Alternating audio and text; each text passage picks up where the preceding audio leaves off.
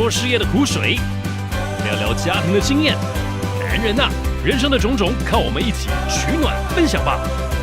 Brothers， 梦想收藏电玩，想讲什么我们都懂，一起走，找寻我们男人的生存之道。有福男人窝 ，Homies，Let's talk and chill。兄弟啊，我罩你 ，You will be alright。欢迎回来，优福男人窝，我是黄丹妮。现在进行的是兄弟我罩你单元。这一次呢，我们要请到的是达特，我罩你。因为最近呢有很多的一些事情发生，大家都有很多的压力。那压力呢，也是现代人。也不能说必备啦，但是就是说你必须要去 control 的一个心情。那它会造成什么问题呢？就是其中一个叫做胃食道逆流。所以我们今天要请达特来帮我们解决这些相关的问题。我们请到的是张滨秀传肠胃内科杨国清医师来节目的现场。你好。感谢杨医师来，因为其实太多人啊，就是常常连黄丹妮在内都会觉得说，我们常常胃食道逆流。会修起来，跟那个就是真的是没有办法避免的，而且会让我想起小时候我的小学老师，每次讲一讲黑板，讲一讲他就很不舒服，你知道身体是往上，好像这个一口热的那种酸这样往上去，他觉得很不舒服这样子，所以他这个好像是压力造成，又好像是生活饮食的关系。我觉得就是说，我们要来帮听众解决问题。今天请杨医师来为我们做一些解答。是好，那我们首先看到的是新店的许太太，她有问老公最近睡觉的时候觉得胸闷又常常咳嗽，咳得很厉害，她觉得会不会是胃食道逆流的一个症状？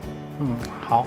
那我们来帮忙回答这个问题就是这个他先生是在晚上睡觉的时候会觉得会胸闷，是，然后有时候会有咳嗽的状况，对那当然，假如说这个病人他基本上来我们门诊的话，我们大概会先帮他排除掉有没有可能是这个心脏或者是肺部的问题。是为什么这么说呢？因为一般来讲，在这个心窝这附近的主要几个大器官，当然包含胃肠。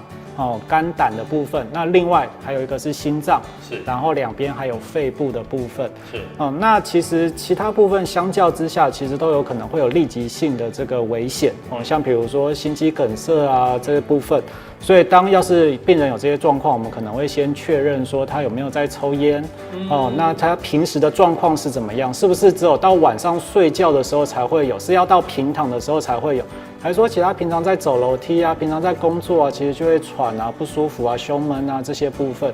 那当然，假设排除掉了这些部分，也就是说他平时日常生活其实是很正常，对，然后他也没有说有在抽烟这些状况，对，那每次都是饭后，然后开始就寝了之后，才会开始觉得说胸口会有不舒服，是，或者是说开始会觉得有时候会容易咳嗽、夜咳的状况，那这样当然就有可能是胃食道逆流的这个非典型的症状有跑出来这样子。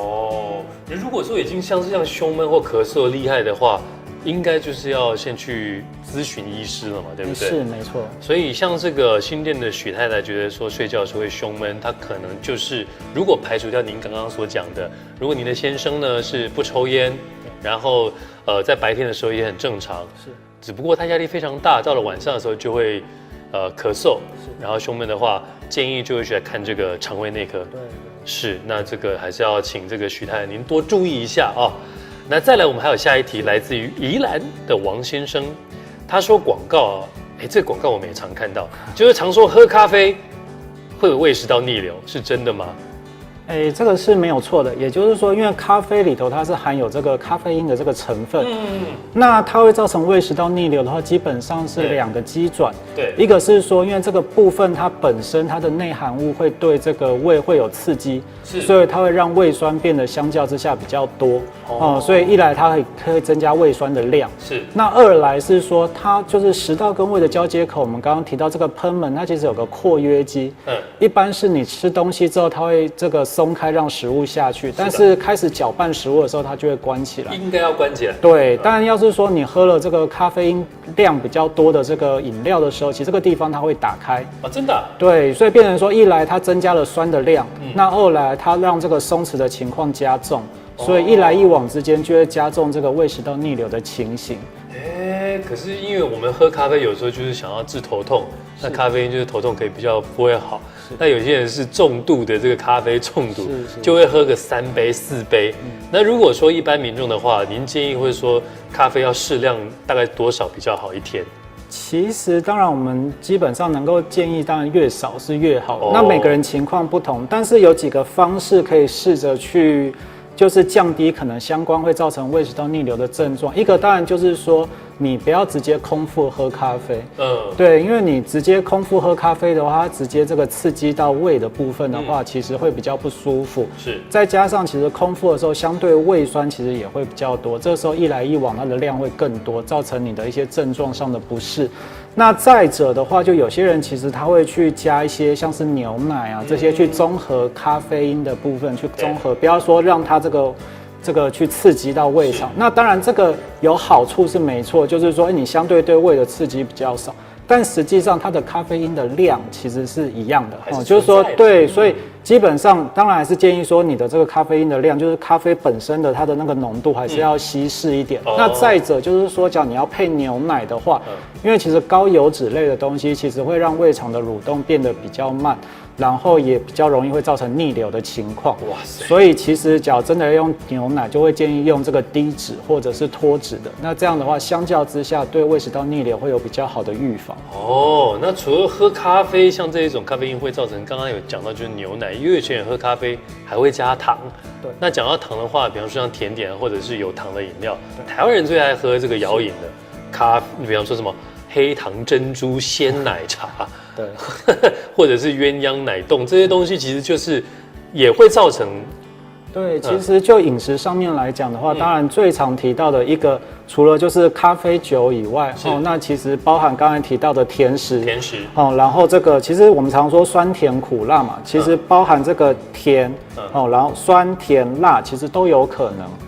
酸也会吗？酸其实因为酸跟甜常常会伴随在一起，就是像我们常去吃什么凤梨虾球啊什么，它酸酸甜甜的东西，感觉会比较容易入口，会刺激你的食欲。了解。所以其实当然酸的部分，其实单纯酸它其实也是会刺激胃的部分，但比起甜，其实比较多人是对甜比较敏感。了解。对，那当然辣的部分的话，当然就更不用说。真的吗？对，辣的部分也是。那再者就是油炸的东西，高油脂类，就是你觉得比较好吃的东西，其实相较之下都比较容易会造成胃食道逆流。好惨啊！只要吃个炸猪排或者是麻辣锅，就基本上是潜在的危险性这样子。是没错。那这个其实啊，就是我们要去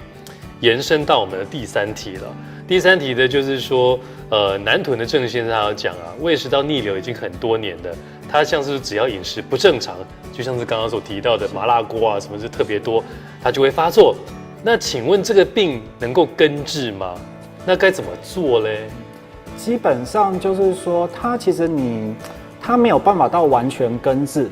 但是就是说，你可以想象它就是一个小天使。当你生活习惯小天使，对小天使，也就是说，当你生活习惯没有好好去注意它的时候，它就会提醒你说，你可能要调整一下你的生活习惯了。是，比如说，你这个。有些人他都不吃东西，像现在这个，因为有些人喜欢体态好看，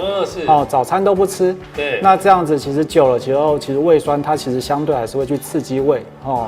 那再来的话，有些人说，我这边不吃，但是我下一餐吃超多，弥补前一餐没吃，那相较之下，你也会让胃肠开始产生更多的酸，或者是说造成它胃内的压力比较大，那都会造成胃酸的这个上升。那再加上现在大家上班都很累，所以下班就想要轻松一下，